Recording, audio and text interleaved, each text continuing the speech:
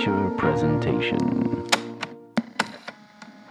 Welcome back to another episode of the Untitled Movie Podcast. I am one of your hosts, Matt Rohrbeck, alongside, he's allergic to tomatoes, but he is tomato meter approved, Eric Marchin. Matt, we're late.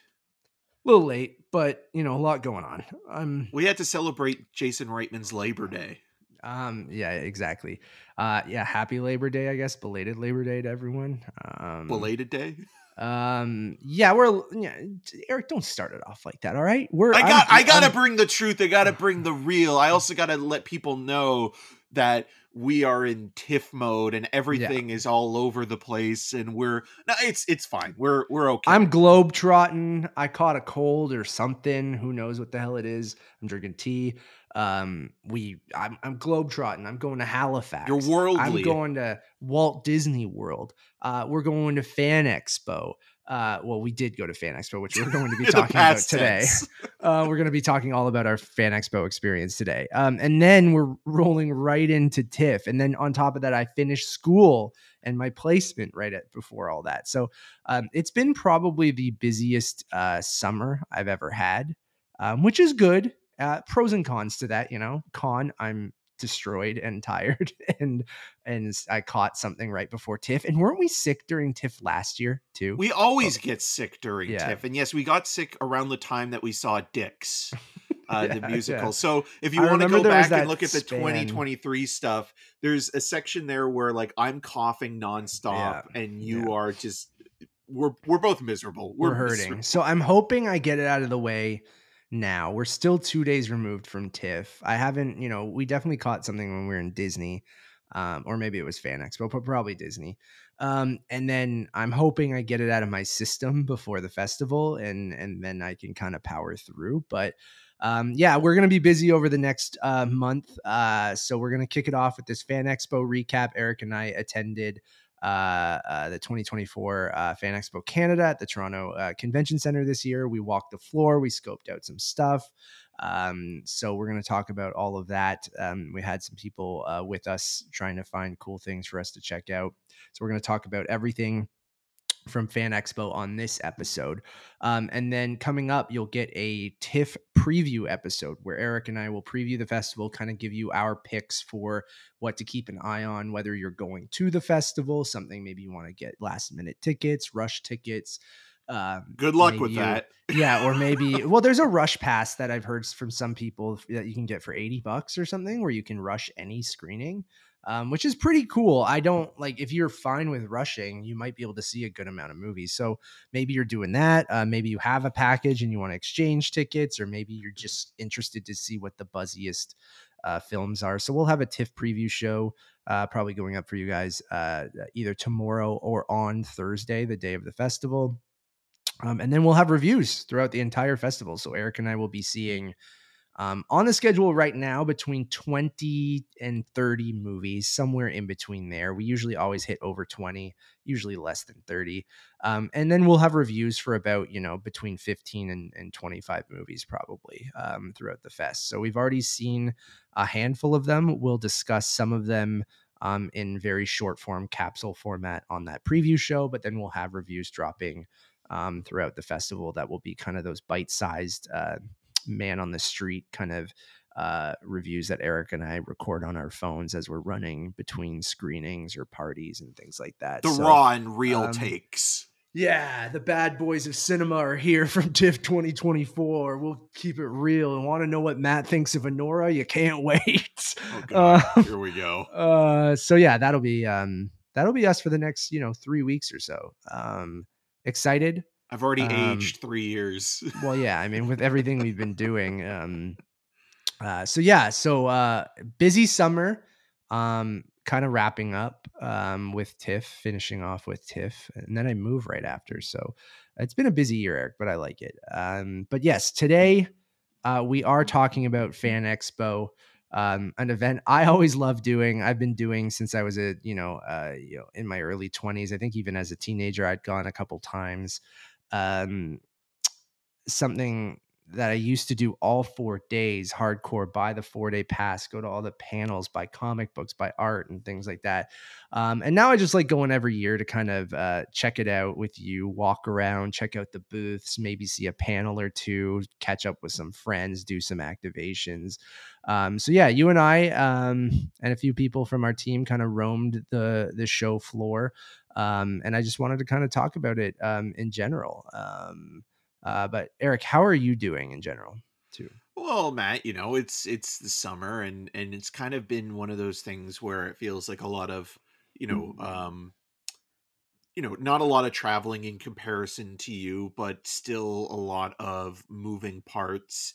My grandmother, who has dementia, we had to move into a home, which was really kind of tough, and she's actually now recovering from COVID. So my brother Kyle is going to be visiting her in a week or so. He's going to be seeing a couple movies at the festival, but he's doing mostly work. um Not a lot in that way, just in terms of like there wasn't as many events, but I mean, there's still a lot of press screenings to go to, interviews. You were kind enough to post a couple interviews that I have that I did with Mubi. So a film called Crossing, which is now streaming on the site. I had a chance to talk to writer director Levin Atkin, who also directed this really wonderful movie called And Then We Danced.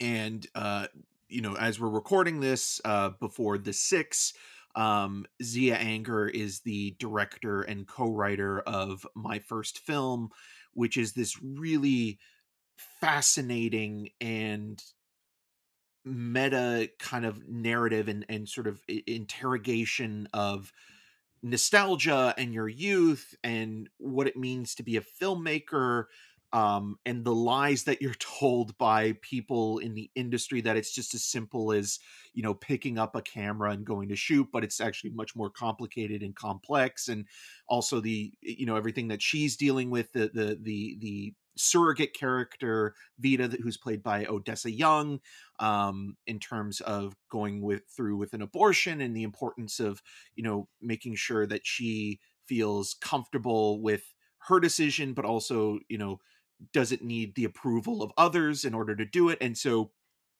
really well done movie, and really wonderful conversation with her as well. So there's a lot of good stuff, I think, coming up. This has been a very interesting summer movie season, especially for you. Yeah, it's been my brat summer. But there has been some really good smaller movies, and I hate being like, oh well, you should see this little film over Mubi, huge presence at Fan Expo for sure. Yeah, definitely huge. But they will have a huge presence at TIFF. So there's a nice balance of things, and I think fandom and geekdom and nerddom in general isn't specifically geared towards one thing. I agree. It's not have just to be comic books or superheroes, video games, or it's a variety. And I think like that's kind of the most integral part of what Fan Expo is that it's open to everyone, and everybody has their own definition of what being a fan is. And so or that's what a very welcoming they're a part of. Yeah, totally. And I think that's one reason why I love walking around with you, seeing the cosplays and seeing everyone who's so passionate. Yeah, the fudge. Just seeing everyone who's so passionate about a certain area. And yes, it's mostly focused on those quote unquote nerdy things that we talk about. You said comic books, I said video games and things like that. But you are starting to see it kind of expand into other realms, and have a bigger and bigger showcase of different areas of fandom. And yeah, maybe there's no Mubi booth yet, but like there will be one day. You never know, right? Like it's just there are different subsects of fandom, and even we always like checking out the unobstructed view booth every year, which has a lot of those kind of boutique label, Blu-rays, physical media, that kind of thing. So you get like a little bit of everything scattered. Borderlands. God. So yeah, we'll get right into it. So yeah, Eric and I wandered the show floor and checked everything out. And my experience every year is I just like to kind of see what the big booths are, what the big studios are doing, especially coming from that film background. And then just kind of people watching and kind of doing a little bit of shopping, check out Artist Alley, and then kind of see what kind of panels are going on. So yeah, we picked up our press badges, went into the event, got in pretty early to the point where some booths weren't even finished. I believe the nerds gummy cluster booth didn't even open until after we had already had to leave for our screening of Transformers 1. Well, the Paramount Lodge as well was taking a little bit extra time to set up. It wasn't to the open Paramount on the show movie floor. section. Yeah. We'll get into all of that. I mean, why don't we start? We'll start with one of the first things we checked out, which was the Disney Plus booth. So Disney had their big booth last year. They did a booth on Star Wars and Ahsoka, where they had props from the show, and that was kind of on a main show floor. And it was tucked in the back right corner where they had a booth for Agatha. Is where they had like you walk the witch's road, so you went into kind of this wall, and it didn't necessarily, it was kind of covered, and it looked like a tent kind of, you were walking through this very small forest, which if you have been to any big Disney event or like say the El Capitan Theater in LA and things like that, where they always have the costumes from the movie that you're about to watch and things like that. They kind of had one of those set up with 3 different characters from the show. Agatha being one, the newest, hottest character, Teen, and then one more. So a small booth, but I appreciate the accoutrements added with like leaves and building this road, because like with these events, I've been to San Diego Comic-Con, I've been to Fan Expo numerous years, and Fan Expo has gotten bigger and bigger, and you are seeing some of these studios spend more and more money on their booths instead of just doing a very basic, kind of, except for Paramount. We'll get there. Don't worry. So while this was very simple, Disney also had a Agatha panel that they did the next day on Friday, where they had Jack Schaefer and Catherine Hahn. My brain is foggy, everyone. I'm sick. I'm sorry.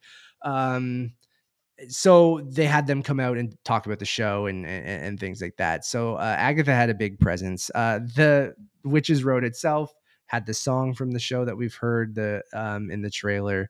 The costumes were kind of cool to look at. We got a funny photo of Eric with his Martin Scorsese Marvel Studios shirt in there, and then I posted that on social. It had a faux foliage smell as well. That was probably the one thing that I was like, maybe could have done without the foliage smell, but everything else I thought, at least you put in the effort of building. It wasn't just the costumes out in the open in like a kind of museum setting. I appreciate a little bit of extra effort. I maybe would have liked to see a little bit more. I don't know. Do you think there would be more with something like a Marvel property? But it is an interesting conversation to have right now, and I know that Nate from Geekcentric mentioned it as well, because he had seen, I think, what the first 4 episodes those guys have interviews, and I highly recommend checking out their stuff as well, because they really have a love and passion for all things geeky, and they're just really nice people. So but he mentioned that it's, and this is an interesting way of looking at it, is that you have these 2 administrations going on right now with the MCU, right? You have the administration that is gone, but you still kind of have the leftover films and TV shows that were greenlit in the time of excess, right? Where everything was getting a spin-off or, a solo movie or a potentially another film. And I think even something like with Armor Wars, which has kind of fallen away right now. And it's in development hell, kind of. Yeah. And because at first it was going to be a movie, then it's going to be a TV show, and then maybe a movie again. And so with Agatha all along, it feels like it's like the last of, the things that they have to kind of get rid of before maybe they're a little bit strict or stringent when it comes to what they will greenlight or produce moving forward. Yeah. So, with Agatha all along, it could almost feel more like a one-off. Sight unseen, we haven't watched any of the episodes. No, but it did also remind me of Cullen Gardens in Miniature Village a little bit. When you walk the through tent there setup, and the smell, and or the like tent, a fall hayride kind yeah, of thing. you know what? Those Halloween events at those places where you would go through the little thing and see, yeah, like whether Wonderland still does it with their Halloween haunt and stuff like that too. It wasn't technically a haunted house or anything, but yeah, Stick with your Agatha, hand in brains, but it's actually pasta or something. yeah, and I think even with Disney bringing, that's something I've wanted from Fan Expo for a long time, is treating it more like Canadian Comic-Con, right? Where you look at Hall H at San Diego Comic-Con and it's this giant thing where studios are coming and showing footage. And I'm not saying you have to kind of do that exact same thing for a Canadian audience, but it would be cool if we got a little bit more. And this shows me that, maybe Disney's thinking they got to work a little bit harder to sell people on Agatha, and that's why they're doing it. And I think that's probably, the reason that they have a booth and a panel and things like that. But and timing, I think as well, right, is an important thing, because it's end of September, and Comic-Con is in July, and you've been to Comic-Con before, so you can obviously make those comparisons and contrast in terms of like how one is to the other. But I do think when it comes to any, not just Fan Expo, but festivals in general, it also always depends on the time of year, right? In terms of like what's being released, and especially when it comes to comic book related properties, because if you have something that you don't necessarily have to sell Deadpool and Wolverine, because that basically sells itself. But like you're saying, I think, with a property like this, you might have to do a little more work. You might have to do a little bit more work with, Captain America, New World Order, just because, people were mixed on Falcon and the Winter Soldier, and everything we've heard about the production has been tumultuous, to say the least, in terms of reshoots. But then I would have liked to see a Marvel Studios panel at Fan Expo, right? Like that's the dream. Yeah. I know they did X-Men 97 last year. No, that was at Toronto Comic-Con earlier this year. But then they've done Marvel Studios-ish panels in the past, but usually focusing on one show. But I'd like them to even bring some of this stuff from Comic-Con, because like Fan Expo is the biggest, comic book and fan convention in Canada. Like I'd like them to, maybe the panels are the one thing at Fan Expo, because Fan Expo is almost a brand, right? Like they do those same types of shows all over the US and Canada, and they all feel like they get the same similar guests and they have the same similar panels and things like that. And it's great because the people in those cities who might not have a chance to listen to XYZ person or run into Dolph Lundgren at the airport. Yeah, I'll get to that story. The Punisher himself. Excuse me. I just would like it to be, I don't know, treated a little bit more like Comic-Con, and that's me, a bigger deal. That's easier said than done, right? So these still feel like local comic conventions rather than the national thing that Comic-Con is, right? And I would just like it. Comic-Con's also changing though that way. Like it's going back, right? Like it seems like it is getting smaller compared to what it used to be. Especially but then when this year D23 though, has its own. So it's like they're picking they were in a hockey arena, yeah, for sure. Yeah. So I know that you're seeing more and more, and you see it in the video game space, you see it in everything, that these companies kind of just want to do their own thing, right? They realize they don't need to throw a big event. They don't need to do a big panel because they can put it online, or in Disney's case, they can throw a whole convention where they can sell tickets and people will fly there and they'll sell out a hockey arena and stuff like that, right? So I get it. I mean this in a positive way, that I was happy to see that they did an Agatha panel, because that's something they've never really done before. Is like bring stars from a current Marvel thing, talk about a new thing that is not out yet, and do a panel on that. Because usually it's people talking about their careers or something that's already happened or something like that. So I do want to give a shout out saying like that was a super positive thing for me this year, is seeing that they did that Agatha panel. And whether that's because they had to sell it a little harder, that's fine. It's just I liked seeing that they did a bit more, especially on the panel side of things. Um, we can move on to, I mean, you already mentioned it, the Paramount Lodge. So we did go check out the Paramount Lodge, which is the second year that they've been doing this theme of the Paramount Lodge. I appreciate that, as someone who also worked in, marketing and things like that. Like, I understand if you're building all these giant assets and things like that, like using them once feels, uh, like a very, waste. yeah, like a waste. So using a lot of the same concepts, but then putting different things in the lodge, I kind of thought was interesting. So, well, that's what studios do, right? Like yeah. in terms of like renting out space, like sometimes there are sets that you keep, for specific types of films. Like you mentioned, like that lodge, it's like, okay, well, we have this type of set that you can use. It's a And good theme reuse. too, right? Yeah. Yeah. So coming back this year was Ninja Turtles and Star Trek, which both were in the lodge last year. However, the activations for both of them were slightly different. So Star Wars last year, I think it was the bridge, wasn't it? I believe that they had that you could take a photo on, where this year it was something from, they had multiple different things from Star Trek, a bunch of different props, some video screens showing characters and creatures and things like that. The They had, Salt what was Vampire. that? The Salt Vampire. They had like a statue of a Salt Vampire From the OG series. Yeah. And then was there a third show that they were showcasing, or how SpongeBob dare you, was there? sir? But... How dare you? Jeremy Renner Well, and I know Taylor that. Sheridan were a huge part of this lodge. Well, last year it was all about what's it called? What's that Horizon? Tulsa not King? Horizon. No, Yellowstone. Yellowstone. Yeah. Taylor Sheridan has too many shows, people. God, I loved that guy when he was just making movies, but I can't. TV is a hard thing for me. And he's also just become an asshole. So yeah, I haven't read any of that, but I trust you. So yeah, I thought it was cool. We also got our photo with Leonardo and Michelangelo, right? Donnie. Donnie, my bad. Thank you. So you guys can check that out on our socials as well. That was fun. I played and a you little played bit the game, of, yeah.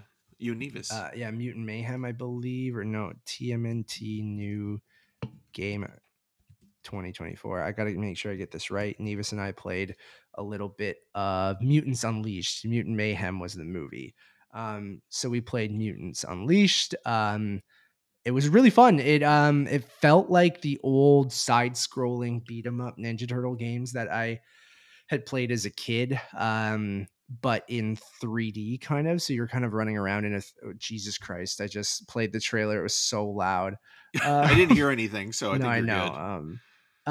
But a really, really fun kind of just beat 'em up, run around, beat up the people with your friends and play as one of the turtles, which is a very tried and true Ninja Turtles kind of video game thing, but based in the new universe we've gotten from Mutant Mayhem, which I believe there's a TV show coming out soon too, isn't it? Or did it already come out? Good question. And when it comes to television, I mean, we're horrible. We're horrible at this stuff. It could as well be produced by Taylor Sheridan as well. Yeah, exactly. Yeah. Tales of the Teenage Mutant Ninja Turtles, which premiered on August 9th. So it's already been out for a month. Is it like an anthology show? Because it almost sounds like it's an anthology-based show. It's called Tales of the Teenage Mutant Ninja Turtles. Yeah. So I don't know if it's an anthology. It says set 2 months after the events of the film Teenage Mutant Ninja Turtles Mutant Mayhem. It follows the turtles as they navigate their dual lives as both teenagers and heroes in New York City. And there's a story arc, so it must be like, because they were introducing Shredder at the end of the first of the new film. So yeah, that's kind of interesting. The first arc has Bishop as the villain. Lance Hendrickson? Yeah, exactly. Which is always wild to me because they have everyone from the movie in it, and I was just, it's just voice work though, right? Like, that's an easier thing to schedule than if they had to come back for motion capture or live action performances. Which there's so much I would do want to actually watch, and they were promoting that obviously too. So I'm glad I got that right. Yeah, I like the lodge. It's fun. You know, I'm not one for big like photos and stuff like that, but it is always fun walking through. I thought I'm trying to open up a little bit more, and if I can take a goofy photo with some characters, like why not do it? Me and you should just be silly goofs. The bad boys of cinema will be silly goofs sometimes. So got our photos with Leo and Donnie, and had a blast walking around the Paramount Lodge. They're real heroes. You gotta get your photos with the Paramount the Plus is yeah, exactly. Oh, my nephew loved it too. Like I showed him the photo and he's like, did he? I can't believe it. Believe you met them. My nephew is almost 3 years old, people. So Ninja Turtles right now have become a big part of his into world. It? Oh, yeah. He has. So my dad bought him this giant Raph toy, and he just says cowabunga every time he grabs it and plays with it, and I was like, I cannot wait to show you the 1990 film and what I grew up on when you're ready. Right. When are you going to do that? Like, would you wait until he's a little bit older? A little bit older, not even because of the content per se, just in terms of like his patience, you know, like what concentration he has now is next to 0. So maybe wait until like he's 6. 7. Does he sit through movies like at home and stuff? He sits through like maybe a bit of small increments, especially Pixar stuff. Like he was watching the Car movies, but thankfully he's gone on to like Monsters Inc. Specifically. So, and he loves Sully.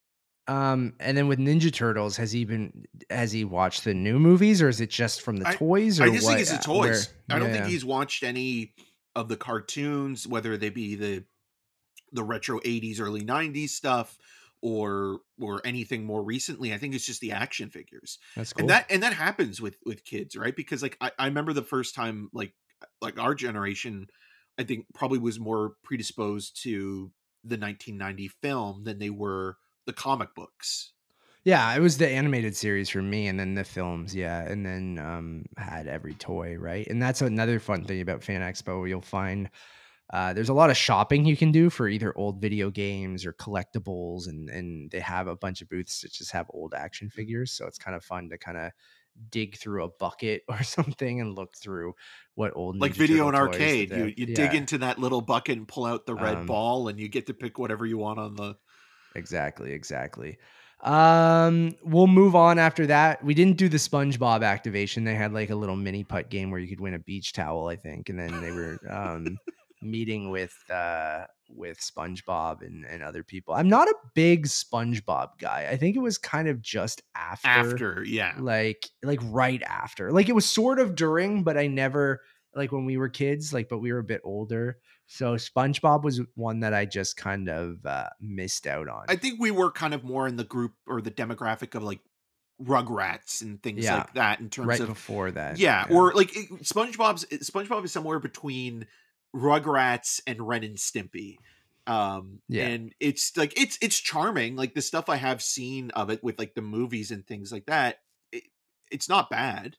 But I think like we were aging out at that point in terms of like the kids stuff. Totally. I'm just looking through to see what else we checked out. I saw a lot of Disney Lorcana stuff. They had Indigo had a booth and a bunch of other places. I almost bought some there. Xbox had a booth showcasing some of their upcoming games. They had an Indiana Jones and the Great Circle photo kind of booth where you could take your photo with Indiana Jones whip, hat, and jacket. We did not do that. But that was there. I'm not a big Xbox guy, so that doesn't really, I am curious about that game because obviously the film tie in with what we do. I want to get more into video game stuff. And I think movie franchise video games, I think is something that could be really fun to either talk about or stream and things like that. But, I'm sort of interested in the Indiana Jones game, but everything I've seen so far hasn't really convinced me that I need an Xbox to play it. I am a PlayStation guy, and that's nothing against Xbox. It just never did anything for me. I don't need both. And I'll wait until it comes out on PS5, which they have confirmed will happen in the first quarter of 2025, where it is coming out at the end of 2024 on Xbox. You have Troy Baker, who is the voice of Joel in The Last of Us, playing Indiana Jones in that game, Eric. I don't know if you knew that. No, I didn't. Fun fact. But it is also interesting that, Indiana Jones was based on all of these serials that George Lucas and Spielberg grew up on, and then they make, Raiders and that original trilogy. And then those films inspire things like Uncharted, and now it's coming full circle again where with an you're Indiana getting Jones video games. So it's like, what came first, the chicken or the egg, so to speak? Mm-hmm. This one differentiated. I thought it would just be an Uncharted clone or Tomb Raider clone. Yeah. It's first person though, which is very interesting. Where Uncharted and Tomb Raider are always third person perspective, where you would see the character's body and stuff like that. Where a first person perspective, not my ideal thing for an Indiana Jones game, but I hope I'm proven wrong. It looks interesting, I guess. Couple other quick booths we'll power through that we saw. The Lego booth is always cool. Every year they had Lego Wolverine claws, and do you hand remember any of the other? sanitizer too next to it, which was nice. Do you remember any of the other Lego things? I forget. Not really. Nothing stood out this year. It's the kind of the classic ones you see everywhere, but it's usually topical based on what's kind of coming out in that moment. They had an X-Men 97 thing with those Wolverine claws. Like the X-Men 97 Lego set does look sick. And I have so much Lego that I want to build. I just don't have room for it. And because we're moving, I just thought I'd wait. But always fun to see a big Lego booth at Fan Expo. And then they had Did they have any piece by piece memorabilia or references? Seems like a missed opportunity. Yeah, that movie, it's playing TIFF. Piece by Piece is the Pharrell Williams biopic in Lego form.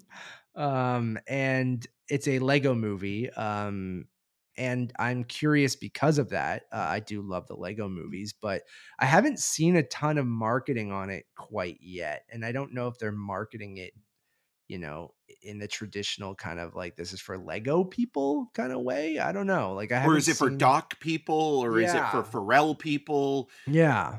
I don't know. So that's what's music people. Yeah, exactly. So I haven't seen anything really other than it playing the festival. So I am curious to see if it's fun, but I think it's an interesting way of doing that, but it seems silly, but who knows?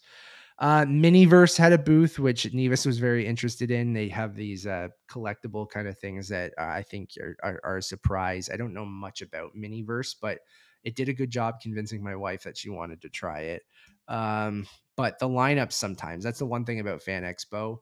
My suggestion, if you've never been and are interested, go on the Thursday preview day. Like, even this Thursday preview day, once it opened it up to the general public, was busy, but it gets busier and busier as the weekend goes on. Like, I'd say Thursday or Sunday are your best days. Friday and Saturday are usually wild. And if you do have the VIP pass, or they give you kind of an extra time between 2 and 4 where it's like a preview time, that's the best. I mean, but that's very, we're privileged having press badges. We're allowed to go in during that time, but that's usually only reserved for the people buying the most expensive badges. But that Thursday is usually, if you don't like all the crowds and things like that, is your best time to go check that out. Yeah, this Miniverse thing is making little miniatures of things from pop culture and stuff like that, which so like Funko Pops, basically. Not really, like even tinier, right? Like, people who build like models and stuff like that, it almost feels like things you would put in those models. Like, Nevis has built a couple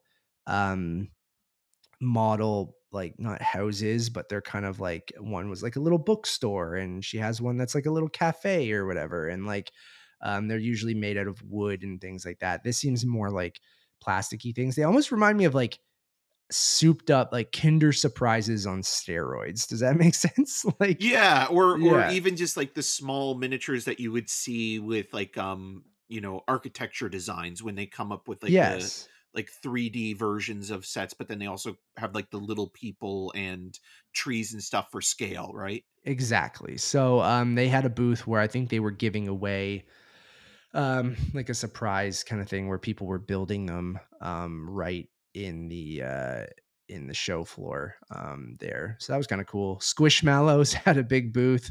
If you're not Squishmallows, I was describing to Eric, are kind of like, and this is me, a 35-year-old man, describing Squishmallows. So actual Squishmallows fans might be like, that's not what they are at all. How I think Squishmallows are just like, Beanie Babies, Eric, that we had in the 90s and 2000s. It reminds me of like the modern day version of that, where there are these big pillow kind of stuffies that all are kind of like not egg shaped, but they're all these kind of like round, squishy, like very soft, very cuddly, like stuffed animals, where they have them based off every brand, kind of like Funko Pops, where everything has a Squishmallow, everything has a Funko Pop. So they had a gigantic booth that had all these claw machines set up where you could play for free and you could win a tiny Squishmallow. But Squishmallows, Eric, come in all shapes and sizes. I said all shapes, probably all sizes, because the shape is mostly the same. Yeah, so they're geared towards a collector's market as well, then, right? Like in the same way that Beanie Babies are. Exactly. Like that, yeah, where they all have a little name, and the original ones have names, but then you can get a Godzilla one or a Sonic the Hedgehog or whatever you want. So we did not play the claw game because we should have done it earlier, because when the show floor opened, all of these things were very, very busy. So no Squishmallow for us. We did see the big Squishmallows walking around taking photos with people. Eric didn't want his photo though. So no, I can't be associated with a Squishmallow. Beanie Babies were enough. I'm literally staring at a Beanie Baby I still have. Oh yeah, the Princess Diana one that is just sitting there. That's hilarious. I had my favorite. Big fan of otters, the animal, when I was younger, and still to this day, it's my favorite animal. So I had an otter Beanie Baby that I was obsessed with. He's gone now. Rest in peace, or she, but that was my favorite Beanie Baby. I like how you distinguish otters the animal. Well, because I learned when I remember our good friend Jordan Apuliese, I remember stating very loudly once that I love otters, and he described to me what an otter was, which is like, if you know what a bear is in the gay community, an otter is just a smaller version of a bear in that community, which is totally cool. But I am not a Load gay on your man. back. Yeah, me not as a gay man. He's like, do you know what that means? And I was like, it's an animal, isn't it? And he's like, no, this is what it means. And I was like, oh, okay. So now I just need to be clear. I just don't want to give people that's totally cool. Shout out to Jordan, who we saw at Twisters. I saw him at Twisters, and then I saw him at Trap as well. I love that man. I saw him twice in a week, and we were like, we haven't seen each other in like 2 years. Any movie that starts with T. Mm-hmm. Love that guy. Anyways, he described, again, power to anyone loving all types of otters.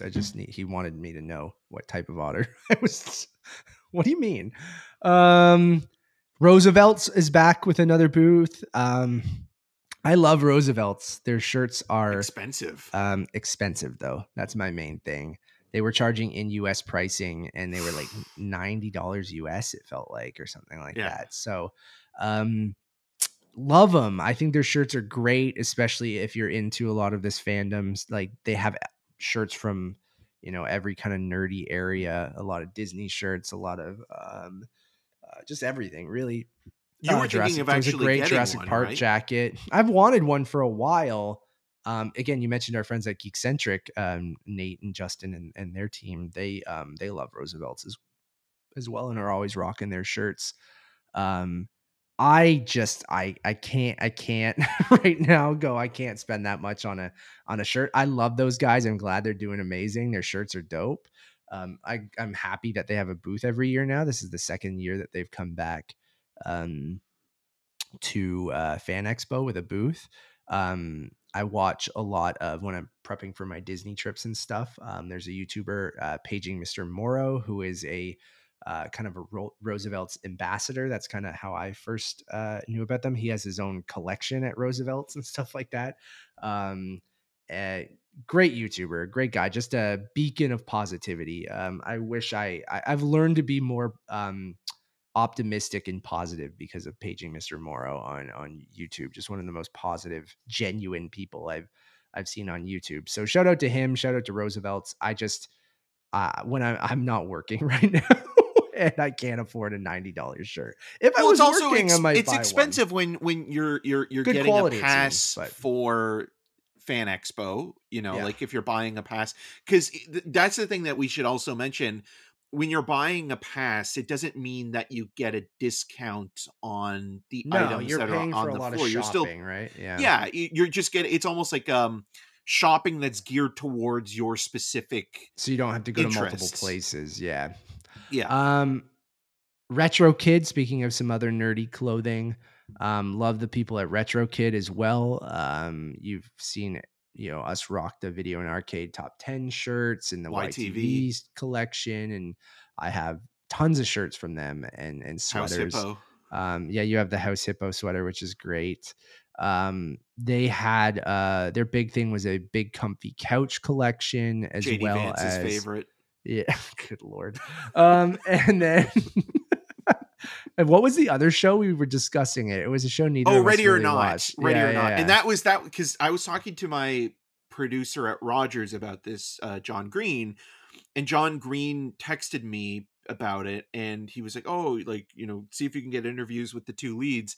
And at first I thought he was referencing the movie Ready or Not. And yeah, it's one of those shows that I think we were just too young for at the time that it was on. And it's the same thing we were talking about SpongeBob, where we were a little too old, where like the shows that we grew up with, like in terms of live action stuff, this is interesting as well.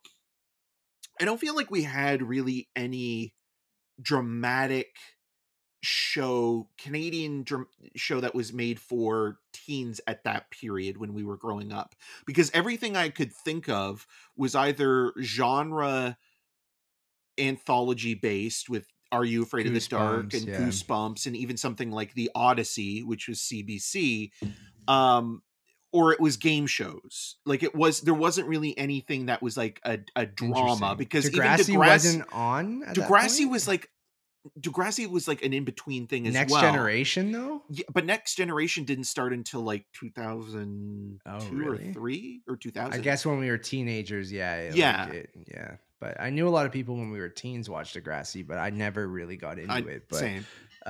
Sorry, Drake. We don't have to say sorry to him. It's okay.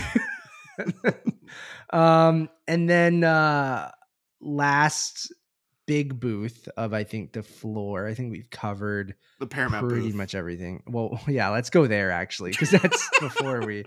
I think they spent so much on the Lodge where they're just. I love our friends at at every PR company, and this Paramount booth though, Paramount Pictures. So Paramount Plus had the Lodge, and I think that's what makes it extra like.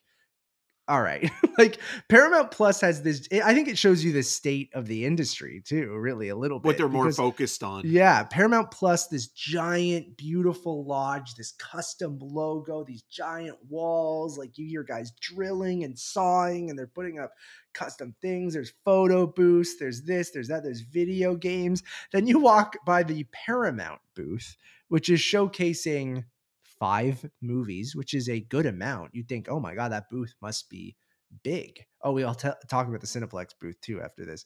And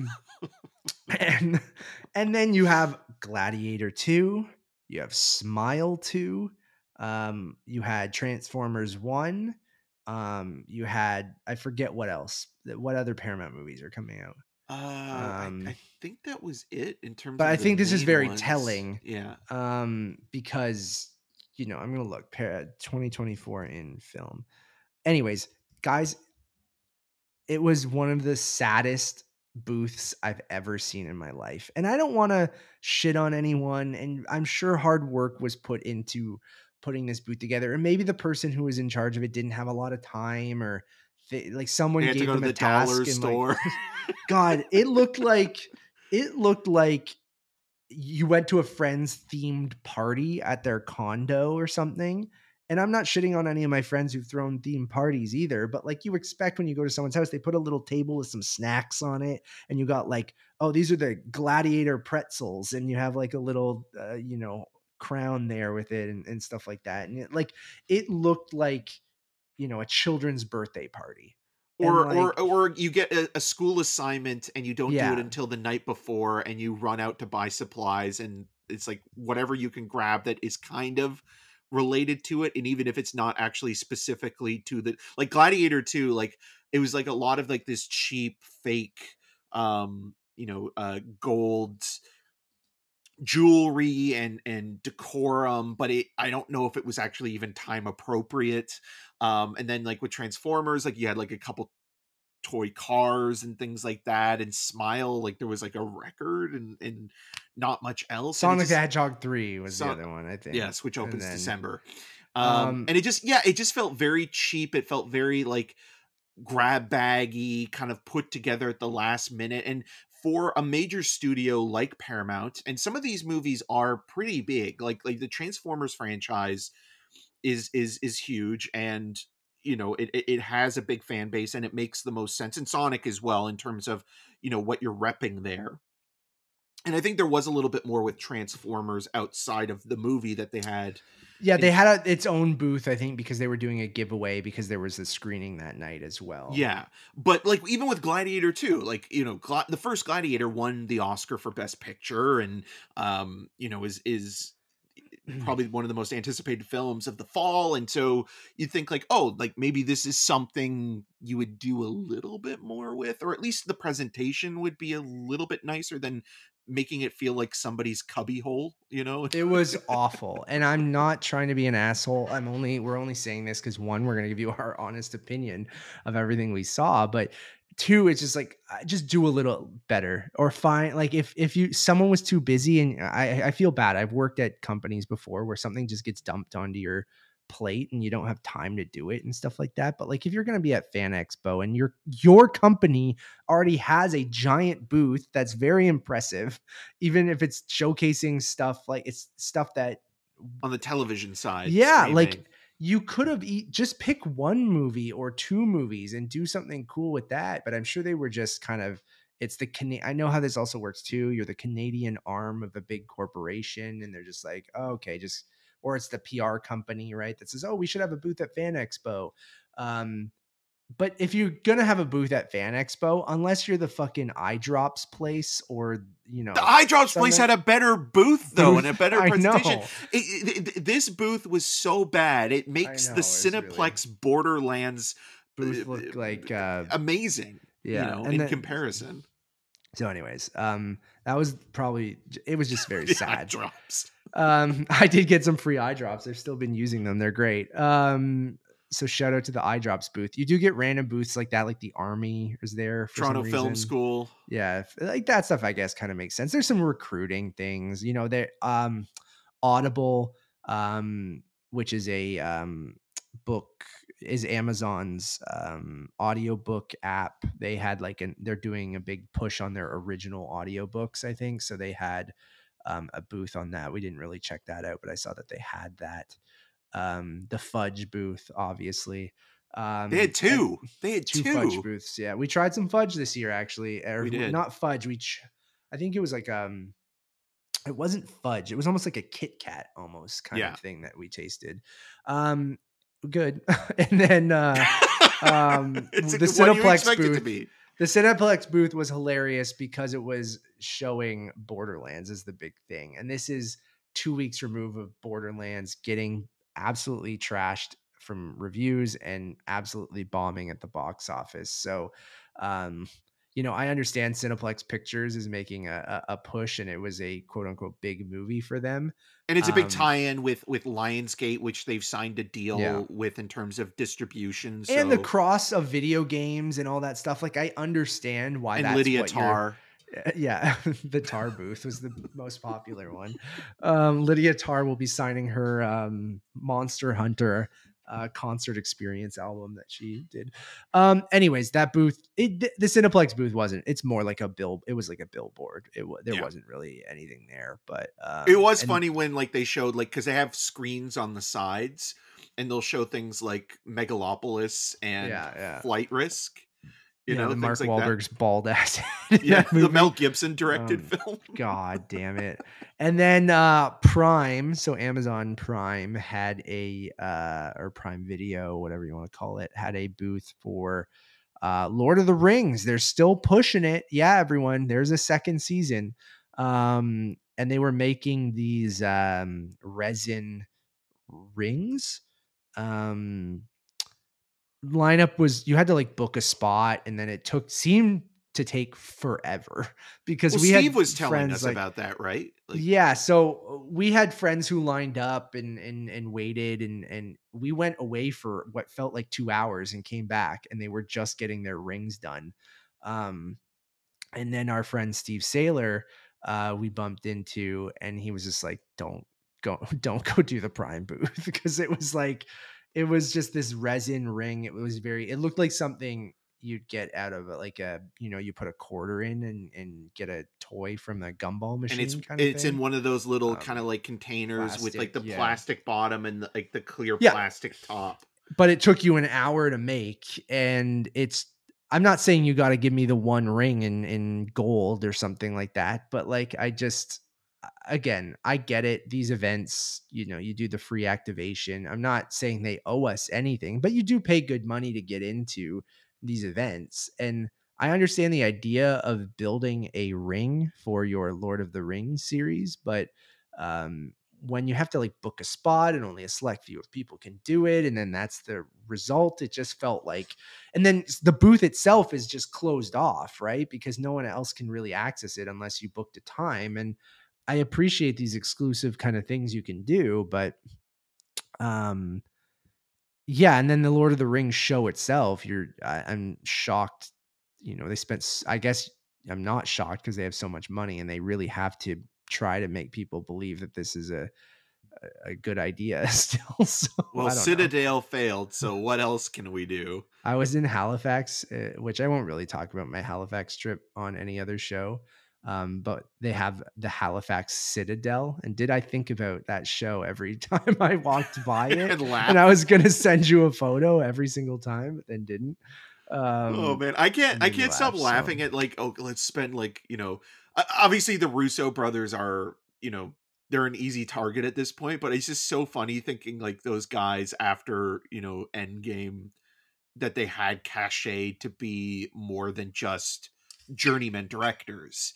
And the amount of money, because I think that they're doing like a spin-off series of Citadel, but like billions of dollars on a show that nobody watches, and the only promotion it got was from the junkets. And the junkets going, on overload with saying things like it is one of the great shows ever produced, and no one watched it. No one. There's a lot of that. Yeah. So this Lord of the Rings show, I can't believe is like, did anyone watch that first season? I'm sure there are people, but like, even diehard fans don't seem to necessarily be that interested in it. Like I even stuff that I don't watch, I kind of know if people are watching it, right? Like you kind of get you're on Twitter or you're on wherever, and you kind of hear if people are like, or someone will ask you, did you watch this or blah, blah, blah, blah, blah. Like when House of the Dragon was airing, you kind of like people every Sunday night were talking about House people of the Dragon. People were just getting hot deed. Yeah. Where Lord of the Rings, I don't know a single person other than maybe people who have reviewed the show that have actually watched that show. So, I mean, I guess you got to promote it. So something like Fan Expo makes sense, but, and it is the audience. So I'm sure there were lots of people there that had watched it, but, sorry to end on such a kind of cynical note with those ones, but like those booths, some of the booths, like even the Agatha one, at least combined with the panel, I thought was cool. Paramount Plus with the Lodge, I thought always does a good job. Lego always does a good job. The Squishmallows booth was gigantic and fun because you have people like you can move quickly through that. You're not having people have to book a time. and then cool things like Retro Kid and Roosevelt's and stuff like that. So it is hard to navigate on that floor though a little bit, and I think just in general, where if you're like, say you're waiting for somebody to make like a purchase for something, or you need to stop and like um resituate yourself, or figure out like where you want to go next, or just need to even just take a second to breathe, um you're either blocking um some sort of vendor, or you're getting in the way of other people walking around. So that is like the one major criticism, unless like you're at the very back where there's near the washrooms, where there's like a little bit of room to kind of get through. But like even when you're going through um Artist Alley, it's a nightmare. It is, which is great to see, like a lot of people in that checking area that out, supporting the artists themselves. But it is tricky to kind of like, you just can't stand around. Like, you really do have to. They need to moving. like widen those alleys a little bit more, because like there is a lot of space in between the big booths, which you just mentioned, but like a lot of the shopping and an artist alley, it is tighter, and it even on Thursday, which is the lightest day, it was very hard to walk through Artist Alley without like being a little bit claustrophobic and things like that. But I do like, you have all the comic book artists that are all on the outside of Artist Alley, like on the outer rim. And then you have all the local artists on the inside. So I think that's kind of cool. So sometimes you'll just be able to walk up and there'll be a comic book artist just sitting at their table, and you can pay for a sketch or get them to sign stuff. But then certain bigger artists have signings and panels and things like that. So yeah, it is a really, really cool event. We didn't really, last year we saw the Cobra Kai panel. This year we didn't have a lot during of time. the actors strike, which is even funnier. Yeah, I did get a report back from another person who went for us, Mike Mutz. Yeah, and Mike took some photos that you can check out on his channel. Find him on Instagram at Michael Renee Pix, I believe, or I gotta find his actual Instagram handle. But then also my friend Ryan checked out the Scott Snyder panel, which Scott Snyder, my favorite Batman author from the last decade or so. He left DC to do his kind of own thing. And now he's coming back to DC and going back to Batman. He's writing a new comic called Absolute Batman, which I am really looking forward to. Later in Scott's run in DC, he worked with Greg Capullo, who is one of the main artists on Spawn, and with Todd McFarlane and stuff like that. And it got very... I liked Scott Snyder at the beginning when he was doing more Batman detective stuff, grounded stuff, and his stuff kept getting bigger and bigger to the point where, he did Batman Metal and things like that. And it almost got too big for what I enjoyed from Batman. But Ryan sent this to me and saying, Scott Snyder said, DC hired him as a consultant 3 years ago to basically plan out this new universe that they're doing with DC. So in comic books, every 5 years, 10 years, they reboot everything, or they try a new universe because the continuity in the main universe is so convoluted and stuff like that.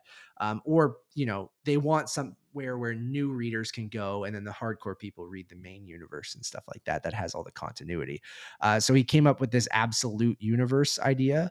And then he was originally going to be writing Wonder Woman, and then had this Batman idea that he suggested to other writers. And then James Tynion, who is another Batman writer that was a protege of Scott, heard his pitch and was like, dude, you have to go back to Batman and write this. So I'm very excited for it. He's getting a lot of shit online because the Batman logo is very fat. It's very thick. It's like Daddy boy, Batman. It's a thick boy Batman, and the logo doesn't really even look like a bat. But I think it's sort of growing on me. I am interested in it, and Scott going back to Batman, I'm kind of pumped about. So I'm excited Ryan got to check that out and he kind of reported back. And I've talked about, the Court of Owls and stuff like that, which came from some of Scott's books. So I think that could be used in a potential Matt Reeves thing in the future, but Scott's been very influential in Batman comics over the last decade or so. So I'm going to send you Snyder. The good Snyder working on Batman. I'll send you the logo, Eric, so you can see it. But he's a thick boy Batman, and then the logo is a rectangle. Almost. Oh wow! So it doesn't even look like the bat signal. Yeah, that's why it's people kind of gave them shit right away for it. But I don't mind the look of Batman. No, I like thick boy Batman, and the logo looks better on the costume than it does by itself, right? But it almost looks like you're looking at a design for like a tire or something like that. To me, it looks like a tire with spikes on it or something. Like if you were to show me just that and ask me like what that is, I would not say the Batman logo at all. Yeah, and this is a guy who I can see a Batman logo peeking out from his shoulder right now. Eric has a Batman tattoo. Maybe Eric, I'll get this Batman tattooed on me. Man, one of the few regrets I have in life. Really? Why? Yeah, a little bit. Not because I still love Batman and all that. It's just that like I think I got it at a time where I wasn't necessarily thinking about like how your love of something changes over time. Sure. And how... Because you have the Chris Nolan Batman symbol, yes, basically. Yes, yeah. Because The Dark Knight was a big deal. Like, I mean, I grew up on Keaton. Like, Keaton was my guy, but I was always obsessed with Batman and the character and the storyline and the darkness of it. But then also when you get older, you realize that there are things about the character that are not problematic, but just almost too depressing at times in terms of like the mental illness aspect of it all. And, the idea of like, somebody that has these problems being enabled through their wealth and, beating the crap out of other people, even if they are, doing horrible things. And so, like I still love Batman, and he still is like my favorite comic book character because he's just real. And like what you were talking about before with like people, some people being maybe a little bit less interested in what Scott Snyder was doing with, expanding Batman. Like I've never been a Batman fan when he's a part of the Justice League or outside of Gotham. Not in the sense of Batman Begins. Like I like when he's out of Gotham in that regard, but like anything that feels bigger than the world Batman can navigate. When you add like sci-fi and supernatural and things like that, that's where it begins to lose me a little bit. Like I like it kind of like gritty and dark and grounded in the sense of him being a detective. Yeah. Or a goofball. Like I like Adam West as Batman as well. But there's just a part of me that kind of feels like, I'm not a tattoo guy. Like my brothers are. But I've just like I want to be, but I don't know. I've never been a tattoo guy, and like this is something where it's like, I kind of wish I thought of something more. Nah. But again, like I'm not get like it changed into I don't know something. Anyway, but I think it's cool. I think it's cool. I'll get the Superman tattooed on me. Not. All right, everybody. I think that's going to wrap up our Fan Expo episode. Always have a good time with you, Eric, walking around. It's always a blast. And with Nevis and other people, everyone we bumped into, we've mentioned some people on today's episode. But it is a very fun event in Toronto that I do love walking around and just people watching great cosplay and checking out all the booths. So I highly suggest it if you are in Toronto late August, early September. It seems to be going back to that late August period, which I think is better for it. And I hope it only gets bigger and better. But I do hope that they either work the crowd situation a little bit. Thank you all for listening or watching. We do actually just listening. We're still only audio only for the probably until late September. But we really do appreciate it. We'll be very busy over the next couple weeks with TIFF. We'll have a preview episode soon, I promise, and we'll have reviews dropping very, very soon. So keep an eye out for all of that. You can follow us over on Letterboxd, which is Untitled_Movies. We'll probably have a lot of our TIFF stuff over there. Check out Eric's new interviews, and you can follow me on all those social medias at Matt Rohrbeck. And I'm Eric Marchand. You can find more of my video reviews on rogerstv.com/cinemascene and on all the social medias at EM6211. Until next time, let's get Fudge Expo 2025 going. Bye, everybody.